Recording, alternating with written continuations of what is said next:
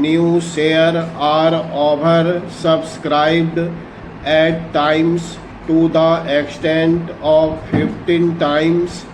the capital that has been asked for by the companies. So here are two pictures. One, the picture of the government asking the public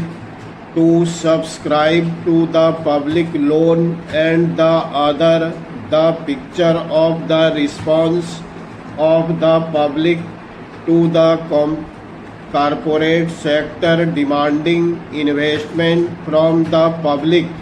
While on the one hand there is an enthusiastic response to the demand from the corporate sector, on the other there is a very poor response as far as the loan program of the government is concerned. This is a matter of some concern, and I feel that the government should pay more attention than just exhorting the people to save more and to hand over their savings to the government, as the Honorable Finance Minister has done more than once. If it would have been merely a question of rediverting